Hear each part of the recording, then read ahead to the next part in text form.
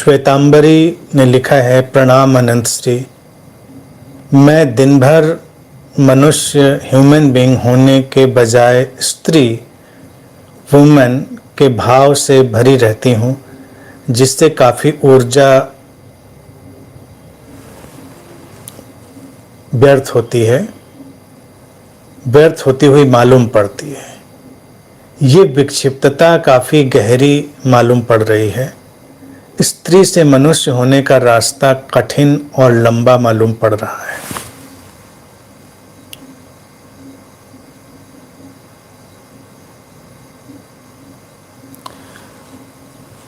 श्वेतांबरी ने जो बात लिखी है बड़ी महत्वपूर्ण और गंभीर बात है।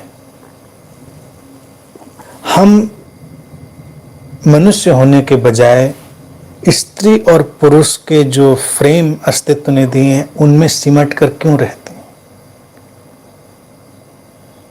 ये हमारे लिए प्रश्न है। स्त्रियां स्त्रियां रहेंगी, पुरुष पुरुष रहेंगे, ये नैसर्गिक तरीका है। ये प्रकृति का अपना कार्य व्यापार है। अपने स्त्री होने को स्मरण रखना, अपने पुरुष होने को लगातार स्मरण रखना, ये हमको बोझल बनाता है। जो बात लिखी है कि काफ़ी ऊर्जा व्यर्थ होती हुई मालूम पड़ती है और गहरी विक्षिप्तता मालूम पड़ती है, तो ये बहुत सुंदर एहसास है। कम लोगों को ये एहसास होता है। कम लोग इस सचेतनता को महसूस कर पाते हैं कि हमने एक ऐसी चीज़ को पकड़ लिया है जो नैसर्गिक नहीं है, और उसके कारण हमारे जीवन में बहुत किस्म की बाधाएं हैं। अस्तित्व ने जब स्त्री और पुरुष को रचा है तो अस्तित्व की अपनी व्यवस्था में उनकी उपयोगिता है, लेकिन अपने मूल रूप में अगर वो अपने मूल रूप को अनुभव करते हैं तो उनको ये एहसास, मैं नहीं समझता कि लगातार बना रहता है। जैसे ह्यूमन बीइंग लिखा है, तो बीइंग जो होना है, ह्यूमन एक बीइंग है, वो होने की अवस्था है, वो अपनी उस प्रेजेंस से संचालित होता है। अब जब हम किसी विशेष कार्य में आएंगे तो उस विशेष कार्य में हमारे इस शरीर मन की जो विशेष व्यवस्था है वो सामने आएगी, और जब तक हम उन विशेष किसी परिस्थिति के आमने सामने नहीं होते हैं तो स्त्री और पुरुष के इस विभाजन को अपने ऊपर लेकर चलना, उसकी कोई आवश्यकता नहीं है। बस होना मात्र हो सकता है, एक प्रेजेंस हो सकती है, वो पर्याप्त होती है। एक जो ध्यानी है, एक जो खोजी है, जब वो गहरे उतरता है तो वो अपनी इस प्रेजेंस की स्टेट से, अपनी इस होने की स्थिति से ही जीवन को जीता है। बाकी स्त्री के शरीर मन की संरचना, उसके लिए जो व्यवस्थाएं लाएगी वो आएंगी। पुरुष के शरीर मन की व्यवस्था जो चीज़ लाएगी वो आएंगी, वो एक अलग चीज़ है, लेकिन वो भी बहुत ही सहज और नैसर्गिक ढंग से घटेंगी। लिखा है कि स्त्री से मनुष्य होने का रास्ता कठिन और लंबा मालूम पड़ रहा है। अब ये भी आवश्यकता नहीं है कि कोई रास्ता है जो कठिन है या लंबा है। हमको इस विभाजन को अपने अंदर बहुत हवा नहीं देनी है। एक बात और ध्यान रखें, इस कॉन्फ्लिक्ट को हमें हवा नहीं देनी है कि स्त्री से मनुष्य, नहीं तो हम एक नई फिलॉसफी गढ़ने लग जाएंगे, एक नया दर्शन। हम कॉन्फ्लिक्ट पैदा करने वाली, यानी द्वंद्व पैदा करने वाली जो फिलॉसफीज होती हैं, जो विचारधाराएं होती हैं, उनको बड़ी जल्दी गढ़ने लगते हैं। तो इस द्वंद्व को नहीं पैदा करना है, नहीं तो फिर कई किताबें अभी बुक स्टोर में आ जाएंगी, from women to human being, from man to human being, और फिर लड़ाई झगड़े भी शुरू हो जाएंगे। फिर किसी को देख के हमको लगेगा अभी पुरुष ही हो कि ह्यूमन बीइंग हो गए, अभी स्त्री ही हो या ह्यूमन बीइंग हो गए। फिर कई लोग आ जाएंगे मार्केट प्लेस में जो गुरु टाइप के होते हैं कि मैंने तो अपनी स्त्री को पार करके अब ह्यूमन बीइंग को उपलब्ध कर लिया है, कहीं ना मैंने अपने पुरुष को पार करके अब केवल मनुष्य को उपलब्ध कर लिया है। तो फिर लोग पूछेंगे कि जैसे नहीं, कई लोग पूछते हैं कि ये बताइए कौन कौन इनलाइटेंड हो गया है, तो कई लोग उसमें व्याख्या करेंगे, अच्छा वो, तो कई लोग फिर कहेंगे कि ये बताइए कि जो स्त्रियां पुरुष इतने दिखाई दे रहे हैं इसमें से कितने मनुष्य हो गए, कितने ह्यूमन बीइंग हो गए।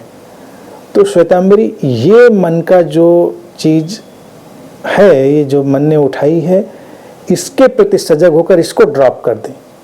पहली बात महत्वपूर्ण उठाई है, वो बड़ी गंभीर, संवेदनशील, सचेतन बात है।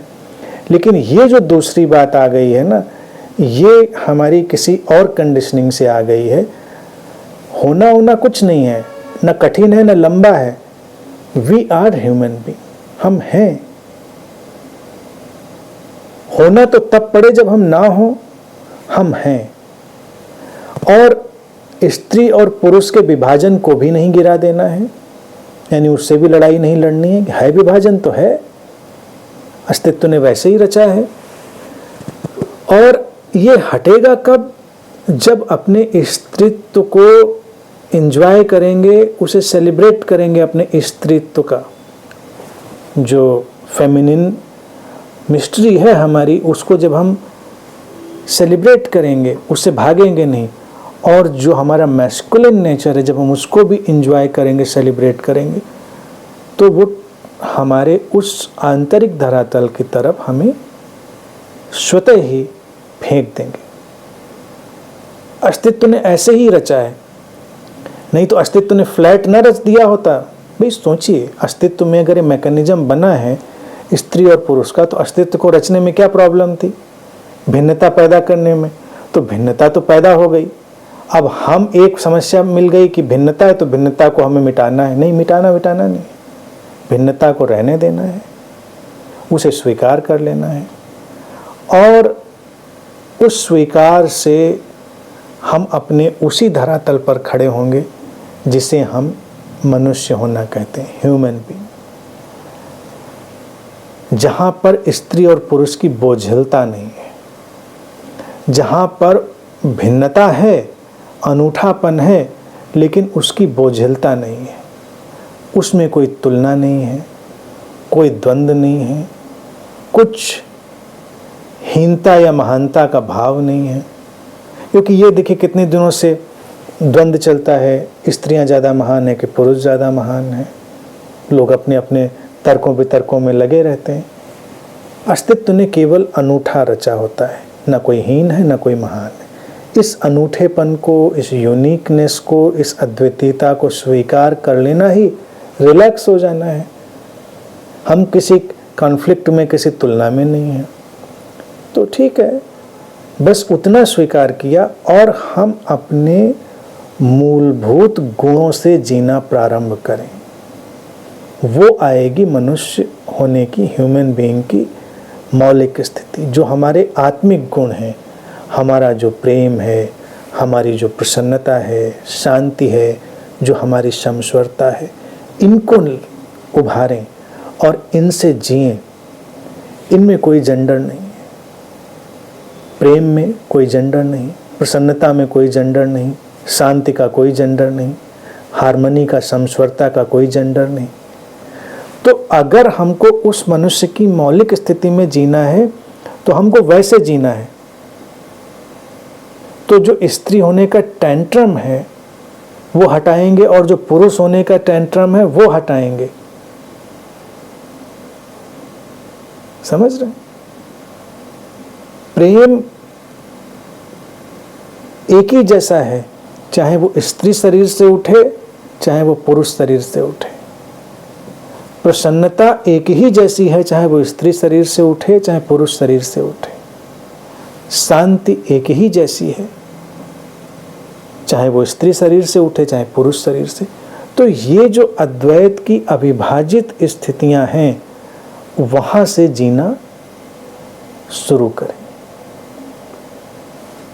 और स्त्री के अनूठेपन को एंजॉय करें, पुरुष के अनूठेपन को एंजॉय करें। अब सबके सिर मुड़ा के एक ही जैसा बना दें, एक ही जैसे कपड़े पहना दें, सारा जीवन का जो रस है वही चला जाएगा और अस्तित्व ने इतनी मेहनत से इतना अनूठापन पैदा किया था, सब हम खत्म कर लेंगे। तो उस ढंग से देखेंगे तो कोई दबाव नहीं है।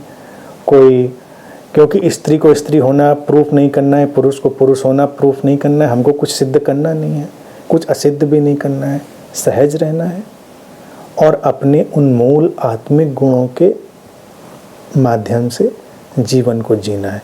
वही मुक्ति है इस द्वैत के बंधन से।